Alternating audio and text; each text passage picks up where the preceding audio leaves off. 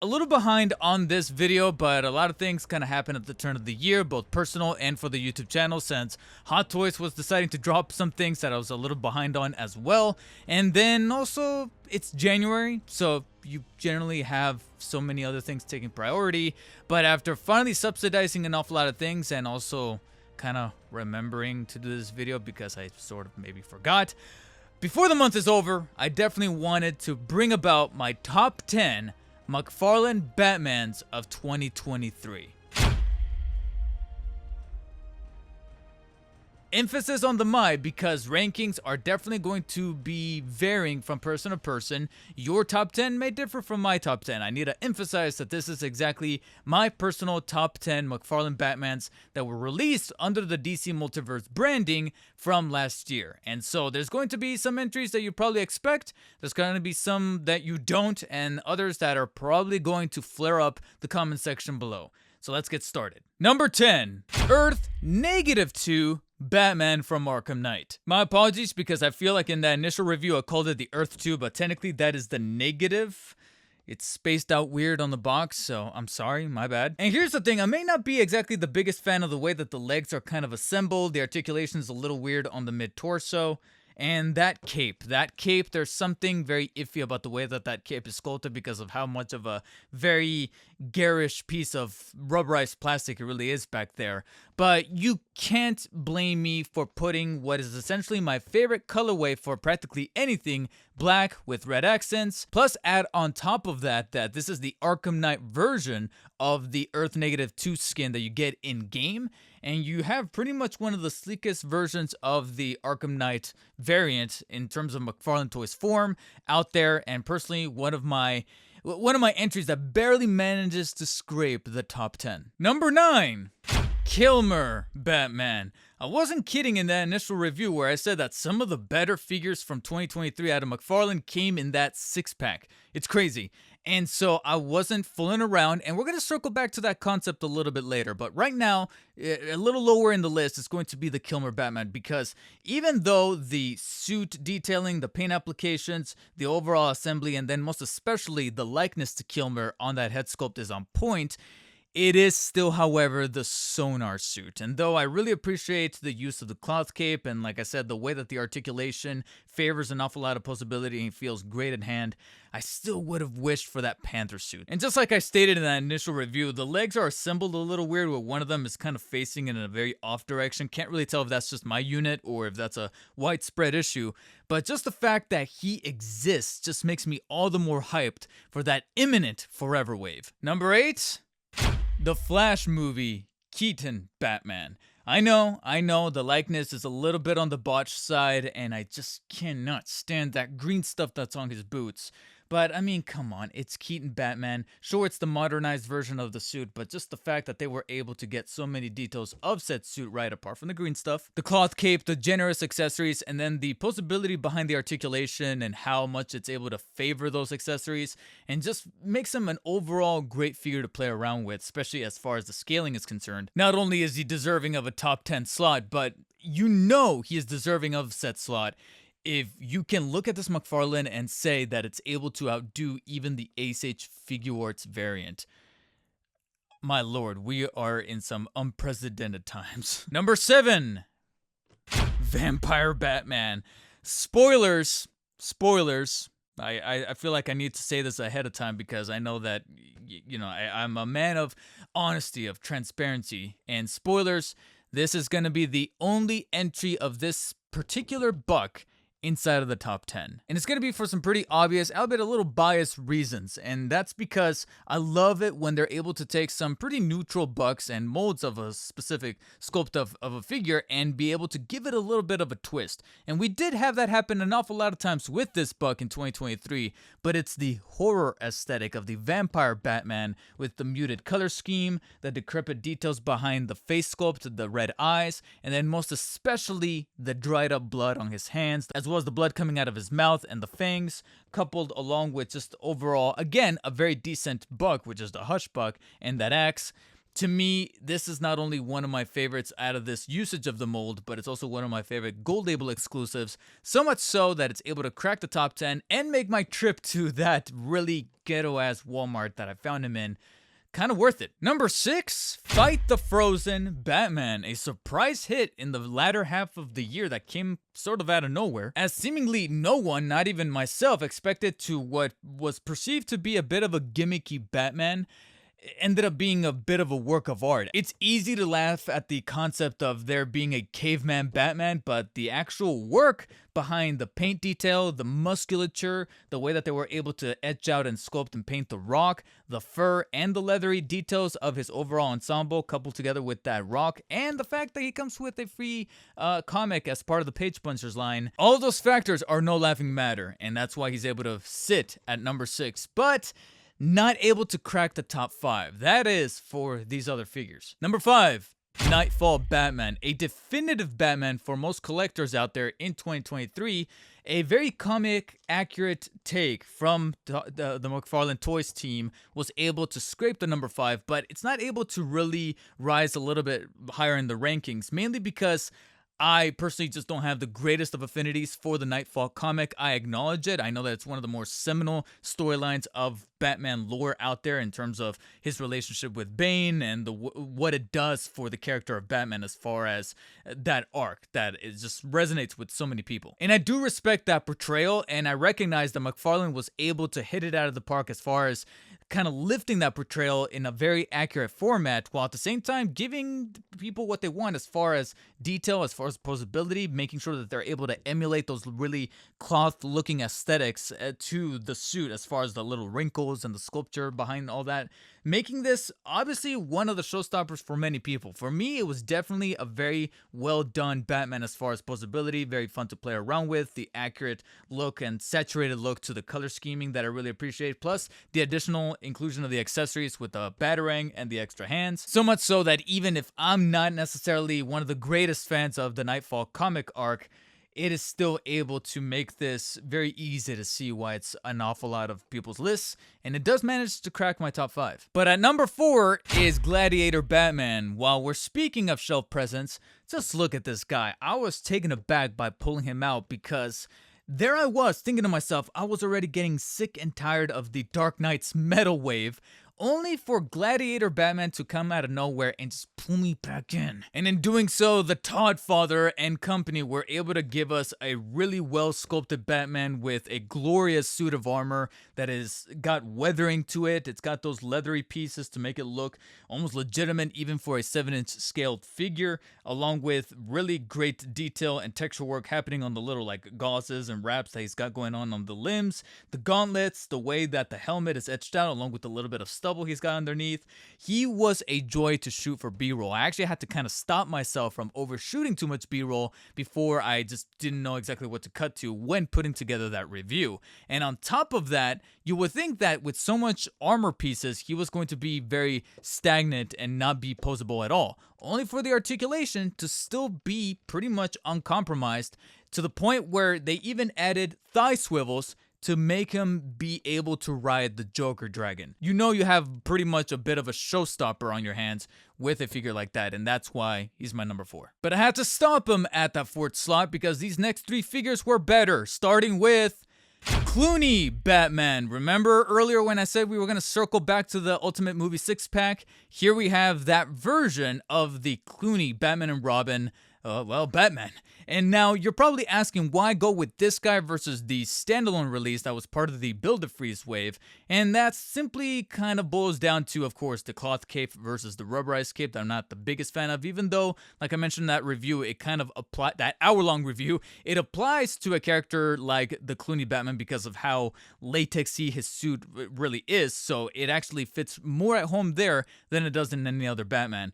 But of course, with the cloth cape, you have an added detail that kind of gives this premium quality to the figure. You're able to stylize it. The likeness, I think, is just a little better. The ears are a little bit more on point, but both figuratively and literally. And then on top of that, I just appreciate a little bit more of the matted finish to the suit versus the glossiness that came out of the Batman and Robin wave. And for some reason, I just feel like the joints are just a little bit on the looser, well, not looser, but just on the much more fluid side with the Ultimate six-pack version, though that could just be a QC debacle, a thing that you could toss up to the manufacturing. So that's probably what made it a little easy for me to kind of center on this guy and give him the number 3 spot, because I was still pleasantly surprised to see just how much fun and accurate this guy turned out to be. Number 2, Jim Gordon as Batman. Here it is. The imminent top 10 entry that's likely going to be giving me some flack, but it's actually this past year's runner-up that makes me kind of take a step back as a collector, as a subjective point of view, and look at things a bit more objectively. Not looking at it as a collector of Batmans, but rather a consumer of action figures from a value standpoint, because this is the one that exemplified where we're at in modern times when it comes to collecting, as far as the 2020s are concerned, as far as inflation and all that kind of stuff, and why McFarlane was able to give us a really proper example of what they do right versus other companies, Hasbro. And I still stand by that, what I said in that initial review, that this is that prime example. Sure, we've seen better detail on other Batmans as far as the suit is concerned, better paint applications. This one's a little simpler for some people's taste as far as the way that the suit is designed, the way that the details are coming through with the bat symbol, the yellow on the belt, etc. But it's the fact that you get not only a great figure that's able to pose really well, sculpted nicely, but then you get 2 head sculpts, the standard one as well as the unmasked Jim Gordon one, which is also really well painted and sculpted and really looks good on camera. On top of that, you get 6 additional hands, so that's 8 total, and then a grapple gun or grapple hook, whatever you want to really call it, really boasting in accessories on top of the staple DC Multiverse editions like the trading card and the base, all for $20. I mean, this really stood out to me. As far as I tried to like reshuffle my ranking, this one came coming back to me as one of the more, not only the standouts of the year, but probably one of the most important releases from DC Multiverse under the McFarlane brand that really stuck with me. And that's why he's my runner-up. So now it would make sense to go over to the number 1, but of course, like I do almost the past 2 or 3 years. I was going to say every year, but technically it's only been about 2 or 3 years since the channel's been live. Let's look at some honorable mentions. Here's the thing though, let's breeze through them because literally all honorable mentions are the same figure. Yeah, it's the Hush Buck, but variants of the Hush Buck that actually do look pretty cool. By that same vocation, the black and gray, because I actually like a little bit of the black and gray clash a little better than whatever that blue and gray is, that muted color. At least as far as what speaks to me, I prefer the black and gray. But of course, being thrown in with the honorable mentions is going to be the Two-Face Batman. Of course, just like I mentioned with the Vampire Batman, I like the twists and the original turns for this buck, and I like that they're able to etch out a really well-sculpted Two-Face head there, as well as the additional hand accessories, one of them having the coin in the middle.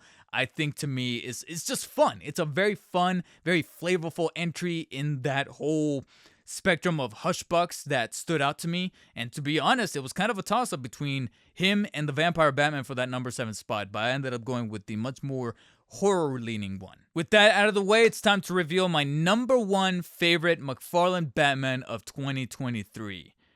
It is, in fact, 89 Gold Label Keaton Batman, who is sadly packaged in a terrible way because of the way he came bundled inside of that 89 Gold Label 2-pack along with the Batmobile. I still, despite my love for this figure, come on, McFarlane, don't just toss in what ended up being my number 1 favorite out of 2023 in the little cardboard insert in the middle, just kind of slotted in there like nothing, like a peasant. Come on, this put some respect on his name. And here's the deal: if the number 2 spot was driven by consumer value, then the number 1 spot goes by sentimental value, or rather nostalgia, a little bit of added kick from riding on some nostalgia with the original 89 version of the Michael Keaton Tim Burton Batman suit.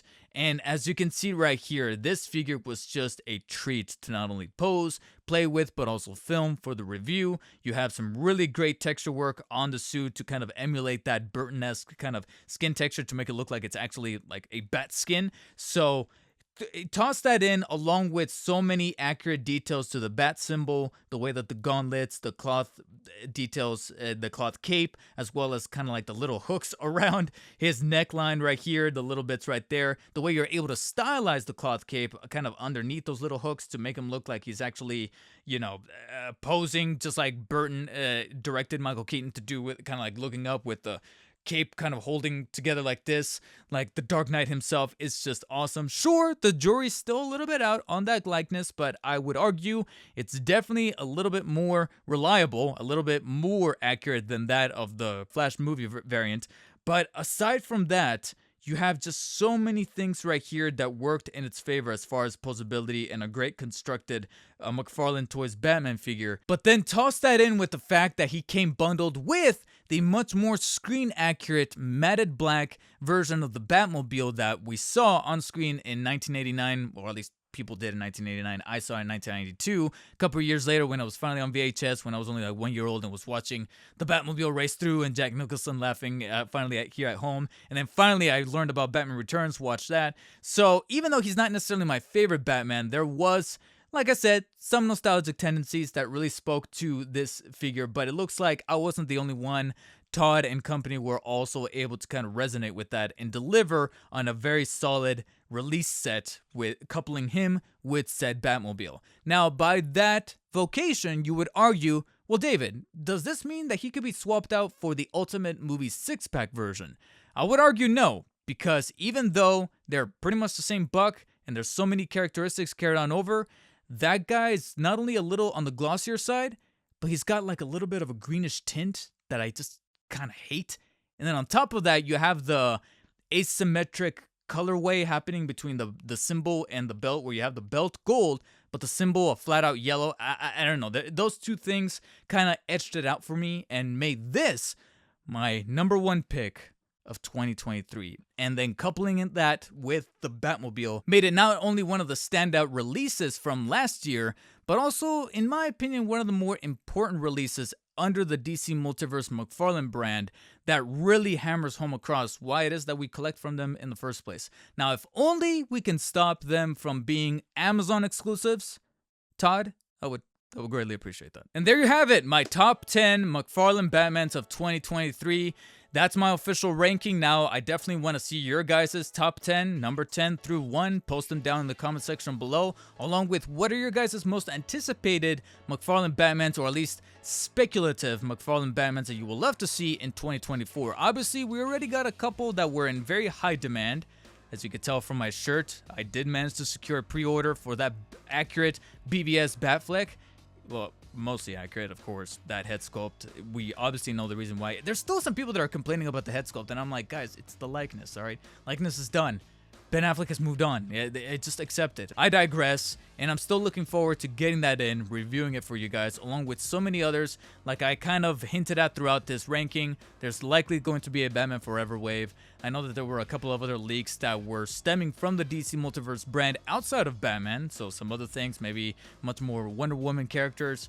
I'm surprised there's no Suicide Squad stuff, but at the same time, that game's not necessarily looking so hot. So I don't know, but there's so many other things that we can also kind of speculate to be released in the first quarter or so, and then sometimes McFarlane just likes to do a surprise drop, so I don't know what's necessarily going to be happening with that, but I want to hear your guys' thoughts down below. And while you're down there, hit the thumbs up button if you like this ranking, hit the thumbs down if you disagreed, and as always, guys, thank you so much for watching, and stay humble. Most definitely stay humble, because entering this brand new year, I would say that this is probably something that we all really need to do is stay humble, because I feel like some people are forgetting and they are kind of realizing that the hard way, whether it be as a content creator or as a content consumer, viewer, whatever you want to label it as. And let's hope that maybe in 2024 we can start seeing some change, and that's coming from a very pessimistic son of a bitch like myself. I really hope that things can kind of change in at least a very different direction. Not only as collectors, as reviewers, but also as just the community. Let's see. Catch you guys later.